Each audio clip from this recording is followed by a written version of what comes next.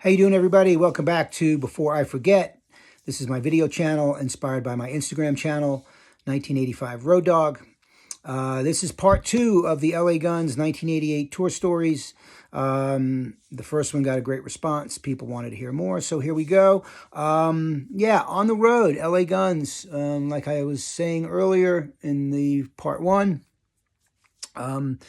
the way the management and the booking agent were set up didn't make for smooth anything. You'd sometimes have $10,000 in a fanny pack. I'd wear a fanny pack around my waist with money, rolls of quarters, condoms, a pair of brass knuckles, maybe a knife, always in my fanny pack. I wore that around my waist. Sometimes you'd have $10,000, $12,000, $15,000 worth of cash. Again, the structure wasn't set up great with management and the finances. So they'd say, hey, we need that money to pay bills. So, you'd have to, there were no, it was all cash. There was no debit cards and Venmo. So you'd have to go find a Western Union, which usually the Western Union, it was in the worst part of town. And you're walking around, on no sleep with a fanny pack with 15 grand in it. You got to wire back to Hollywood. Then the next day you don't have any money. And you might not pick up money from a gig for the next few days for whatever reason. And then you'd have no cash. You had no cash to give the bus driver money. You had to give the bus driver float money. That was his money for gas, tolls, expenses. That had nothing to do with his pay. You had to pay him his pay in cash, and then you had to pay him a float that he would reimburse you with receipts. If I gave him $1,000 float, he'd give me $1,000 worth of receipts back. So it was just, it was a lot of cash then. And if I didn't have it and I couldn't pay it, plus the band and crew got per diems every day. Every week. Every week, the guys in the band would get a certain amount of money, and the crew guys would get a certain amount of money that was beside their salary. Everybody was on a salary. Band, crew, you got a salary every week. And then while you were on tour, you got a per diem every week, which was extra cash for your food, so you could buy food or whatever you wanted to do with it. Some guys in the band were really, really, really tight with their money, so they would never spend any of their per diem, and they would save that. So they would have their salary, and then they'd have their per diem that they would save up. So when they got off the road, they had some cash. There were never any big money coming in anywhere. LA Guns was making money touring, and they were selling records, and they got advances on their merchandise contracts and all this kind of stuff. But all that money went to support the running of the tour. So the band members never had any big cash ever while I was working for them. And I think they never did really have any big cash. Sure, there'd be a check here or there on a royalty basis, once a year or twice a year. But for the most part, there wasn't any big money with LA Guns.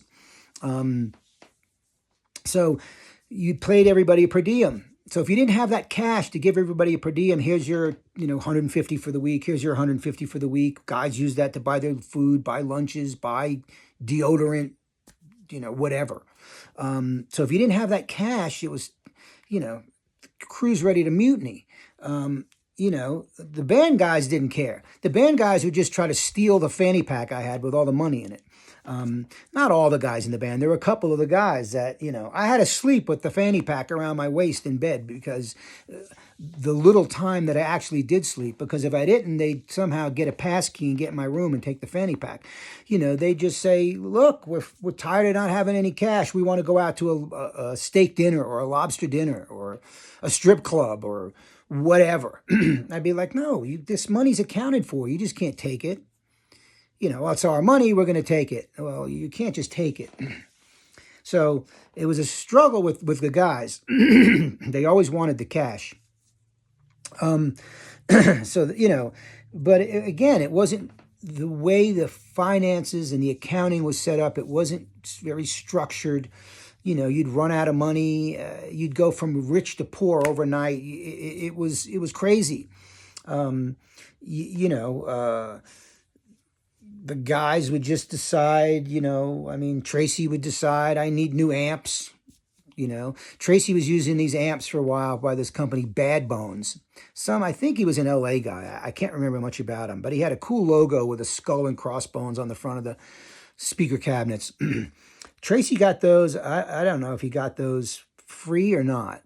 He got those for him and Mick on like when they were on the LA Guns tour, around in that period. I mean, not LA Guns. When they were on the AC/DC tour, around that period, they were about to go on the AC/DC tour, and Tracii got these Bad Bones amps.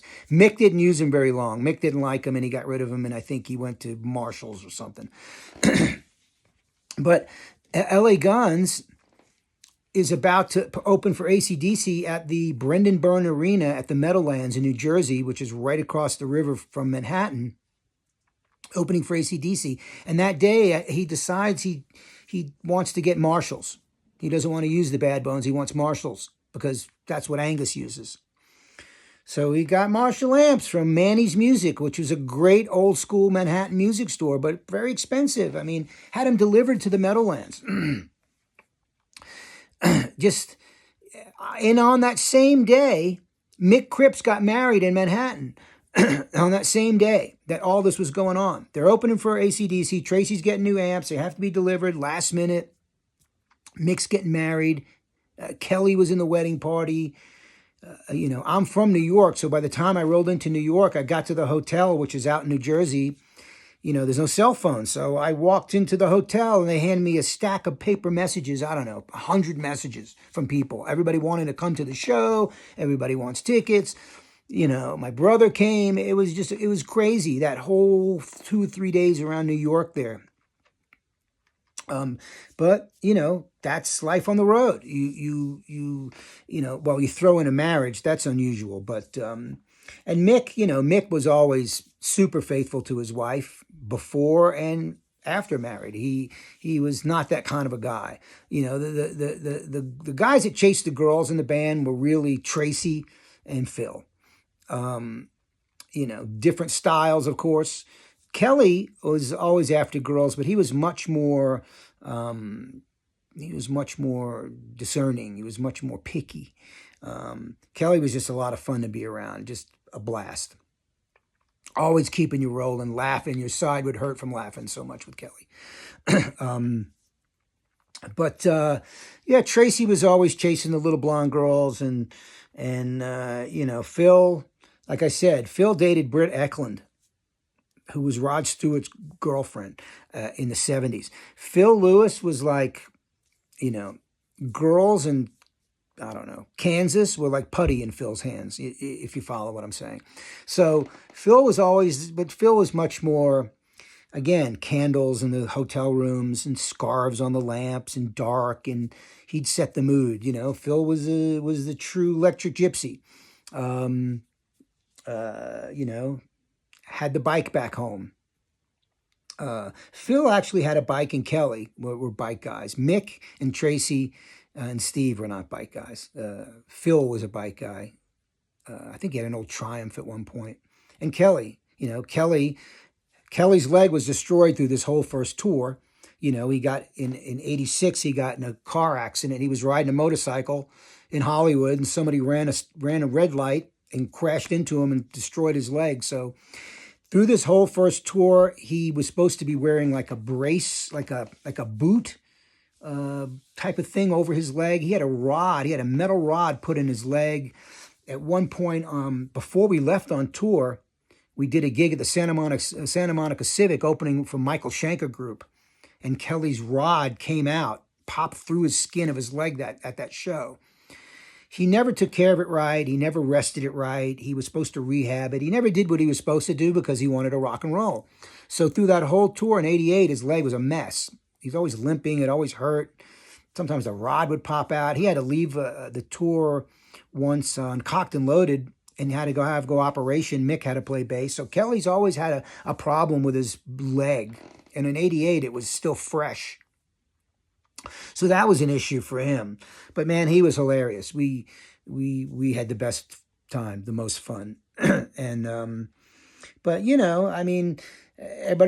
people have asked me, well, what happens when you wake up or when you go to sleep? Well, you pass out. You don't really go to sleep. You pass out like wherever. And I never woke up. I was just shocked or startled awake or jolted awake 9 out of 10 times. I never, even on your day off, if you have a day off and there's no gig, you still have to worry about the band members and you still have to worry about the crew guys doing stupid stuff. So you can't really get any rest because as soon as you try to rest, there's some, you know, emergency or drama you have to deal with. It just or fans or the phone's ringing. There's no email, there's no text message. Everything's a phone call, and you get back to your room and you have to listen to 20 voicemail messages that people have left you. I mean, you don't even know who half the people are. So there's never any rest for the road manager. But again, though, I'm hoping they'll tell you. I know Mick and Kelly will. I fought for those guys. I gave a lot for those guys, man. I went the extra mile for them whenever they needed, whatever they needed. When somebody needed a girl removed from their room because she wouldn't leave, excuse me, they'd call me with the signal, whatever the word was we had, there's a bear in the room or whatever the hell. I don't even know. There was like a code word or a code phrase, and that meant come to my room and get rid of this person. So you have to go down there and, you got to go. Well, no, he told me I could stay. And then the band member would say, well, he's in charge, so whatever he says goes. And he'd be like, well, you got to go. Well, can't you let her stay? She's got to go. And that charade would go on, and I'd get rid of the girl. That happened, multiple times a day. Get her out of my room, get her off the bus.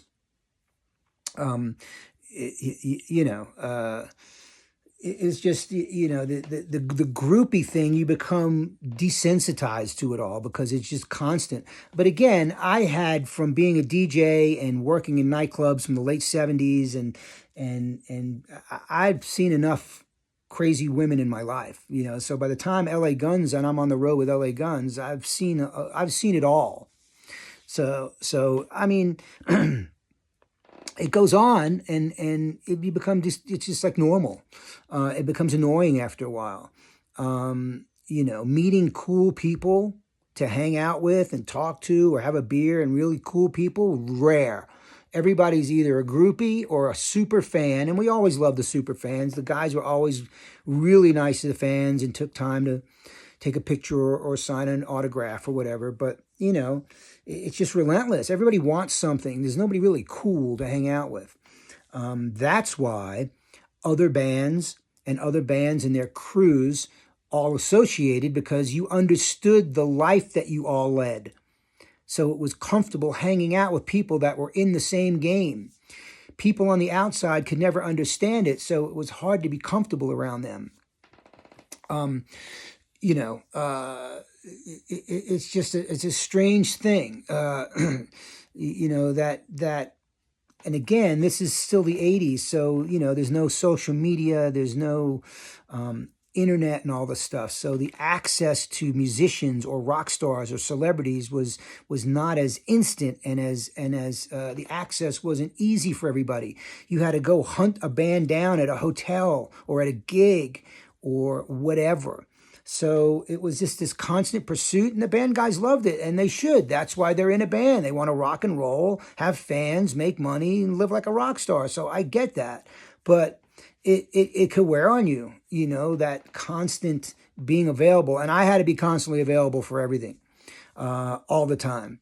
After being on the road with those guys for almost 10 months, by the time I got off the road, and I just left the band, I when I got back home to New York, I think I slept, honestly, for like 2 months. I didn't get out of bed. It was that kind of, you're eating crappy food, you're drinking beer. I drank beer every day. I smoked tons of weed and drank beer every day.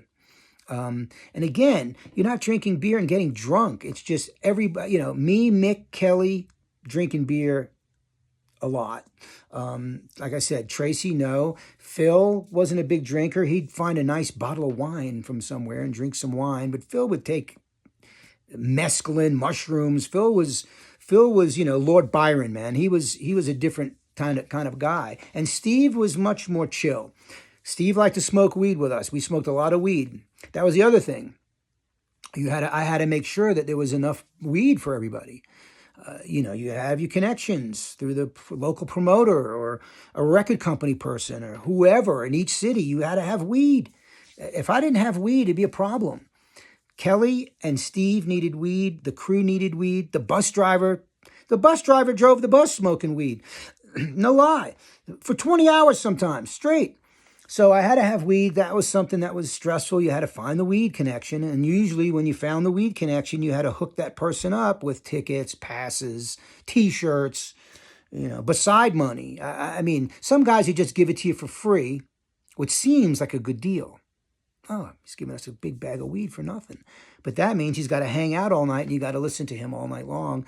And he never wants to leave. Beside getting rid of girls out of hotel rooms, I have to get rid of hangers-ons and drug dealers and all that. So by the time I laid my head down, I mean, the sun might have been coming up, and then I only slept an hour, two, maybe. The best time was early morning, 6, 7, 8 a.m., because most everybody's crashed out. Unless you have a bus call and you got to hit the road, you can just, relax for a minute. So that went on for me for almost 10 months. And by the time we got back after that Vinnie Vincent debacle, and we lived in the Franklin Plaza Suites for like 5 or 6 weeks, and we had no money, and checks were bouncing, paychecks were bouncing. Everybody was angry and mad because that whole Vinnie Vincent thing. If you don't know that, go look up the video on my YouTube channel, my very first video, the Vinnie Vincent story. That had everybody in a bad mood. So by the time we got back to LA and moved into the Franklin Plaza Suites, we had nowhere to live because everyone had given up their apartments because we thought we were going to be on tour for the whole year. The Vinnie Vincent tour was supposed to be a couple months. I think it only lasted 3 shows. So we're back at the Franklin Plaza Suites. Paychecks are bouncing. We have no money. The crew is ready to mutiny. I'm rooming with Kelly. He's secretly seeing Cherise Neal on the side. I'm sneaking her in and out of the suite every night.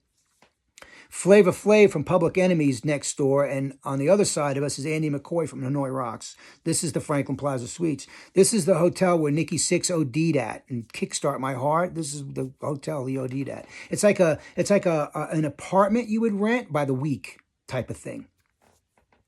And we all lived there after we got kicked off the Vinnie Vincent tour. And we had these 2 girls that lived down the hall, very strange setup. Once a month, they would go see this very wealthy dude, very wealthy man in San Francisco, once a month, and he would give them tons of money, and they'd come back with the most insane weed I've ever smoked in my life. And they lived like down the hall, and they would come over all the time with bags of weed and crazy stuff. Stuff like you'd smoke it and then the phone would ring and you'd watch the phone dance around on the table, like hallucinogenic, crazy weed. So in the middle of all that, it was, I couldn't take anymore. I'd been on the road almost 10 months. And one day I came home from trying to get the paycheck thing sorted out for everybody. So we had some damn money. And I walked in the door and Kelly Nichols and the drum tech, Timmy Doyle, grabbed me playing around and dragged me and threw me in the shower and turned the cold water on. And when they did that, I slipped and fell and hit my head on the water spout in the tub. And I just snapped, man. And I just destroyed the bathroom, trashed the bathroom. And I think 2 days later, I was it. I said, I'm out. I went back to New York. I couldn't take it anymore. It was it was a lot of stress with trying to keep the machine rolling and everyone happy. And, I love those guys. I love the band. I love the crew. I loved everybody involved. And I gave my all. It's not like I half-assed it or didn't give a shit. I gave it my all. So, when you want to give your all and you're hitting obstacles left and right, and you've been doing it for 10 months and you're burnt out and you haven't slept good in a year, nor eaten good, the road managers get burned out. This is another reason. I never signed up in this to be a road manager. So I did it for the time that I did it, and I was able to keep a journal and take notes and write things down. And I'm able to recall a lot of this stuff because I didn't do 20 years of touring where it just becomes all a mush in your brain and you can't recall anything. So the fact that I did it in the short time that I did it it helps me recall everything and keep everything really documented because it was a couple years in my life, as opposed to somebody that does it forever. Anyway, I hope you like that edition. 1985 Road Dog. Thanks so much for following me. Take care. We'll see you soon. Rock on.